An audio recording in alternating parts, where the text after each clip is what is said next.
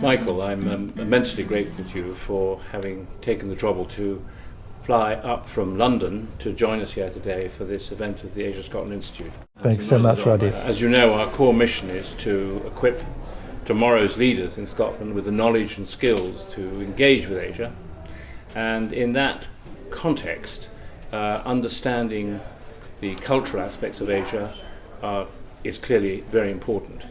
Could you comment on that? I completely agree, actually, Roddy, and you put it in a very articulate way, having just stepped off the plane from America this morning.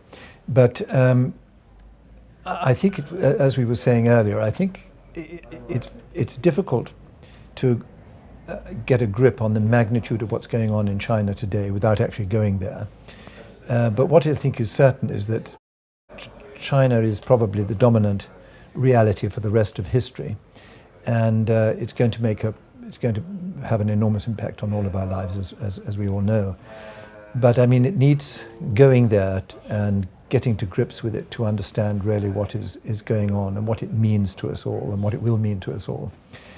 And the opportunities are so enormous. In fact, I have a son who's 33 years old who went to China for a year and in fact hasn't pursued it. But I think that for young people today, my advice would be get to know China. I mean, and the talk that I'm going to be giving is about what is going on in China today on a cultural level, and I've called it the new cultural revolution because there is so much happening in culture today. There's such a revival, effervescence of culture in China today.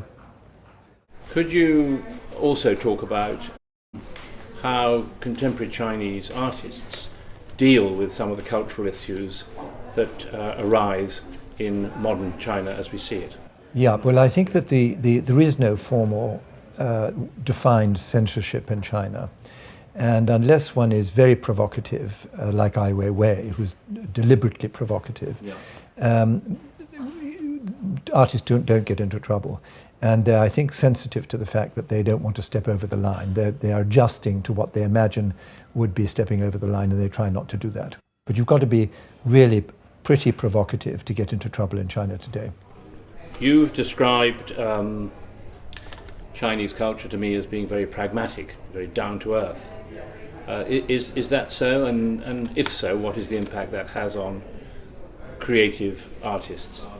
Yeah, but I think that, business people who come from the West to China, as you know, are struck by how really very pragmatic, down-to-earth, tough-minded, serious business people are in China. And we were talking earlier about the difference between Indian culture even today and Chinese culture. And I think that, without elaborating the point too much, I think that the Chinese really historically have been very down-to-earth. Confucian philosophy, Confucian religion, if you like, is down to earth. It's what happens down in society today. There's not really a spiritual element there, unlike in India, where there's a yearning after ultimate truth, even amongst the business community. Indeed, you've referred to the scholar class and the honouring of scholarship, certainly before the Cultural Revolution. Could you talk about that? Yeah, but the Cultural Revolution extinguished intellectual life almost completely. But I think that there is a residue still in China today, which is indeed reviving to some extent, of the historic respect that the Chinese have for education, for learning, for knowledge. It's been completely part of their whole history. And in that context, I think you said that ink artists are particularly important as a group in the creative side of what's going on in contemporary art at the moment. Yes, well, I think that the most exciting area of Chinese contemporary art today is not so much what is known in the West, there's oil paintings with a semi-political content, appealing and trying to titillate a Western audience, so much as the ink artists who are using ink, using paper very often, which after all the Chinese invented, to create a new language, a new pictorial language, which comes out of their study of the old masters.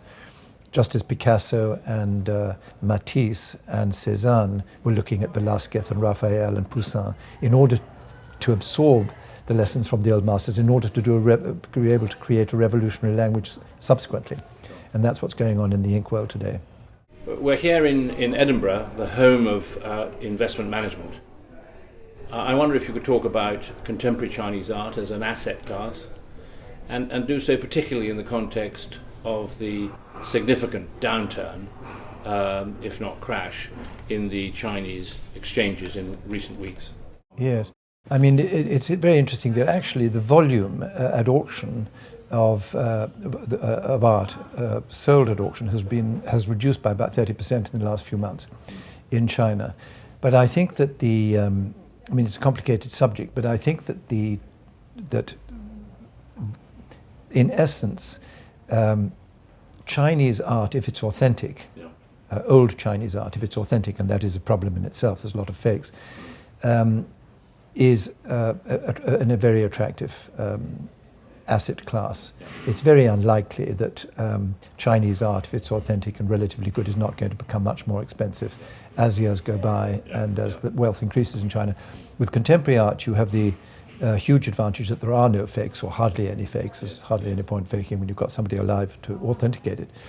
And there again, because of the young in all societies buy contemporary art, we believe also that there's a huge upside in contemporary art as well, simply because very, very few Chinese are buying art yet, and we've got another over 1 billion to go. Why is understanding contemporary Chinese art and Chinese culture important in your view?